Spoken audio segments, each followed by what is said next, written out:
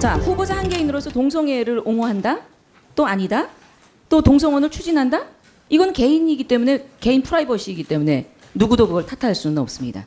자, 그러나 대한민국의 그 역사를 바로 세울 여성 그 가족부의 장관으로서의 보임을 하신다 하면 이제는 본인의 그 의지와 그 확신 이런 것에 변화가 있어야 되지 않겠느냐.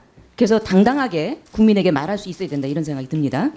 자, 후보자께서는 2014년도 동성애자들의 동거 생활을 결혼에 준하는 혜택을 줄 수 있는 생활 동반자에 관한 법률 토론회를 개최했습니다. 이 토론회 장에는 패널로 그 레즈비언 출신의 장서연 변호사가 참석했습니다. 지난 총선 과정 속에서 후보자께서 강력한 동성애 옹호자라는 비판을 이유로 기독교 신자와 학부모들의 낙선 운동을 했습니다. 맞죠? 네, 그게 부당하다고 생각하십니까? 네, 상당히 부당하다고 생각합니다. 저를 동성애 오적이라고 명칭하시고 지금 저에 대해서 동성애를 낙선 운동을 굉장히 하셨죠. 긍정적으로 하는 활동을 많이 하고 계시잖아요. 자, 네, 예, 말씀. 예. 그리고 더 네. 나가서 네. 헌법재판소와 대법원은 4번에 걸친 그 판결을 통해서 동성애는 선천적이 아니다.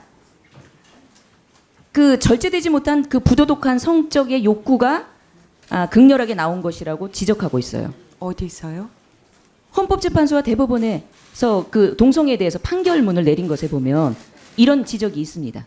법조인이신데 아실 저는, 텐데. 네, 예, 그거 확인해 보시고요. 지적한 이렇게 부분은 그 헌법 재판소와 네. 여러 가지 그 대법원의 판결을 통해서도 그 동성애에 대해서는 이건 사회적으로 어떤 혼란을 야기하는 거다 이렇게 지적을 하고 있다는 말입니다. 판결에는 논쟁이 있고요. 위헌 판결에는 자, 들어보세요. 나중에 네, 답변 충분히 나뉘어 있습니다. 시간 드리겠습니다.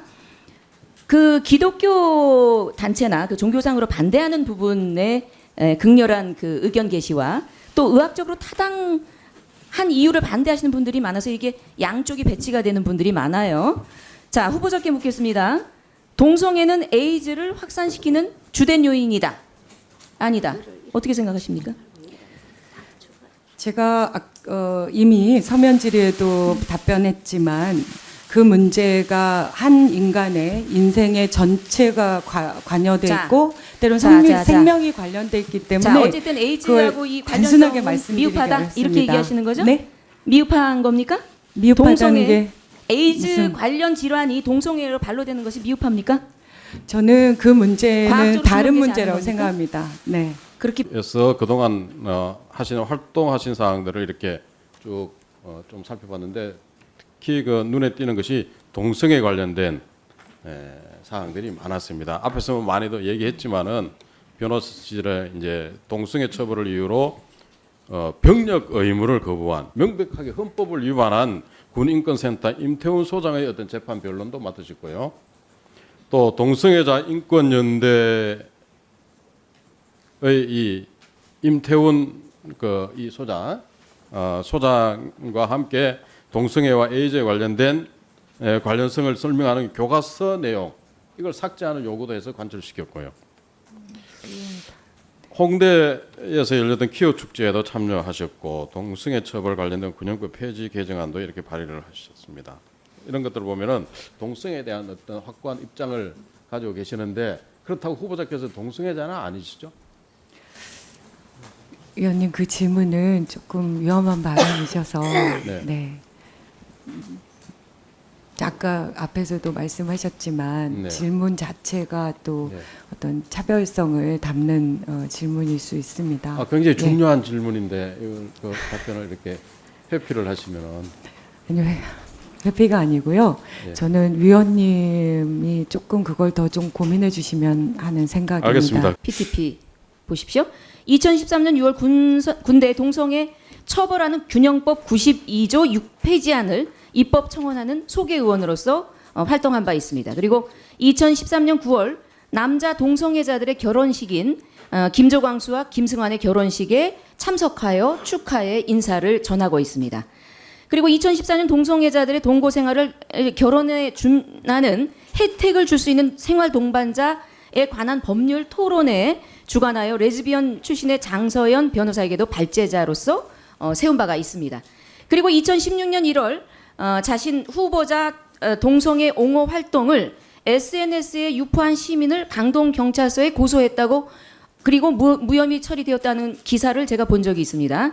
그리고 2016년 주민등록 개정안을 내놓고 성별을 식별할 수 없도록 동성애자들을 위한 법안이라는 언론의 문매를 좀 맞으신 적이 있어요. 그죠?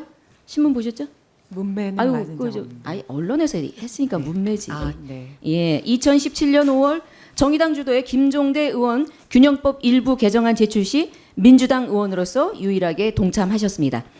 그리고 2018년 3월 김부겸 의원의 친동성애 활동 아지트가 될 수 있는 대학 내에 인권센터 설치 발의 때 동반 발의를 하신 적이 있습니다. 그렇죠?